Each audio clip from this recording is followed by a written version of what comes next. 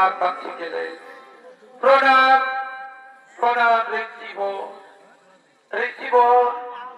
আমি ঋষি আজের কাছে ব্যস্ত হয়ে আজ আপনার করোনা সম্পন্ন হয়েছে ঋষিব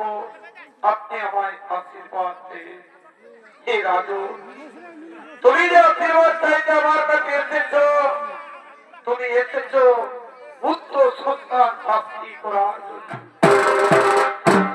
কিন্তু জানো রাজন অত সহজে কিন্তু পুত্র সন্তান প্রাপ্তি করা যায় না এই পুত্র সন্তান প্রাপ্তি করতে হলে তার জন্য হই মহাযজ্ঞের প্রয়োজন আপনি আমায় যা আদেশ দিবেন আপনার আদেশ আমি অক্ষরে অক্ষরে পালন করবো ঋষিব শোনো রাজন এসো এই মুহূর্তে মহাযজ্ঞের পরিবার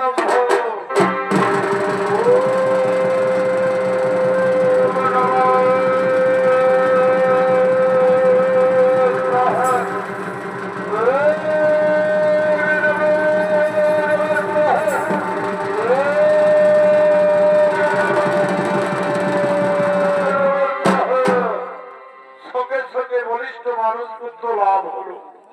প্রণাম প্রণাম ঋষিবর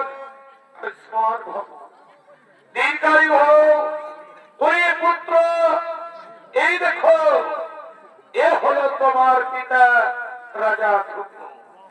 বনবাস পরিণত করার জন্য তোমার এই জন্ম দিন প্রণাম প্রণাম পিতা প্রণাম তব চরণে সোনরে পুত্র ধ্রুব আমি বনবাসনা করে চলে নাম তোমার ধৃষ্টদম্ন আমি চাই দ্রোণ আমার চরম শত্রু সেই দ্রোণকে ধরে দেবে আর মত করে দেবে আমার পদ তাই হবে পিতা আপনার আদেশ আমি অক্ষরে অক্ষরে পালন করব ঋষিবর আমার বনবাসনা পূর্ণ হয়েছে ঋষিবর এই মুহূর্তে আপনি এই মহাযজ্ঞ করো সমাপ্ত না না রাজু কত সহজে এই যজ্ঞ সমাপ্ত করা যাবে না তুমি জানো না রাজন এই যজ্ঞে দুই সন্তান জন্ম নেবে এক পুরুষ সন্তান আর এক নারী সন্তান দুই সন্তানই তোমায় গ্রহণ করতে হবে তা হয় না ঋষিবর তা হয় না আমি চেয়েছিলাম পুত্র সন্তান প্রাপ্তি করতে আমার পুত্র সন্তান প্রাপ্তি হয়েছে আমি সেই নারী সন্তান কিছুতেই গ্রহণ করতে পারবো না ঋষিবর আমি সেই নারী সন্তান কিছুতেই গ্রহণ করতে পারবো না তুমি যদি নারী সন্তান গ্রহণ না করো এই মুহূর্তে এইখানে আমি যাবো তো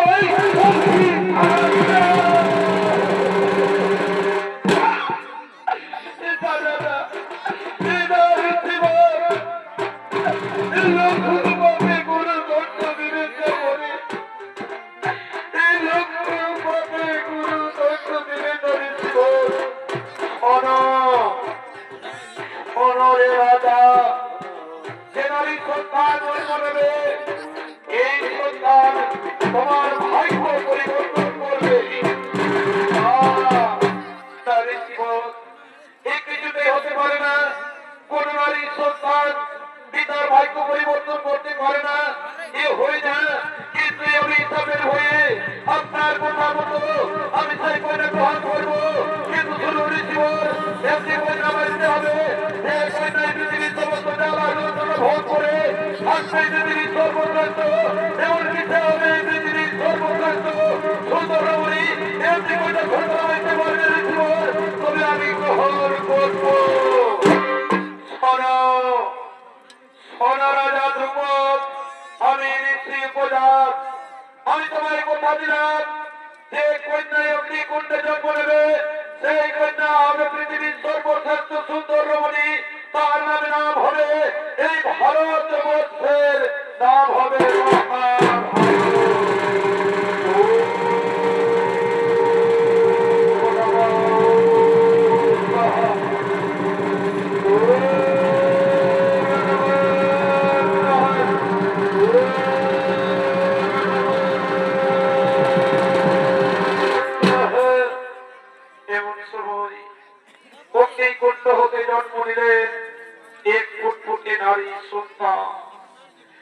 নারী সন্তান জন্ম নিতে নিতে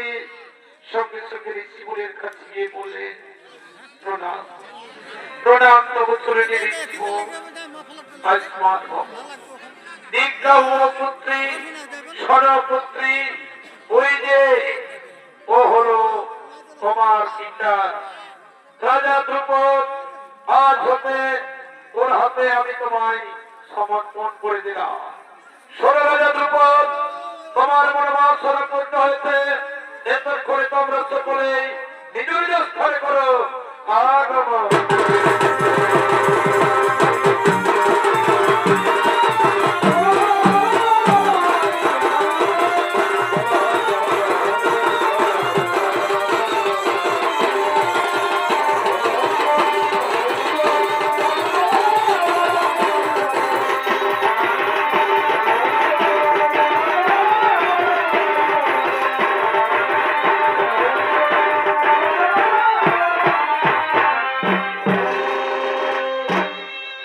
ওদিকে কাপিল নগরের মহারাজ ধ্রুপদ,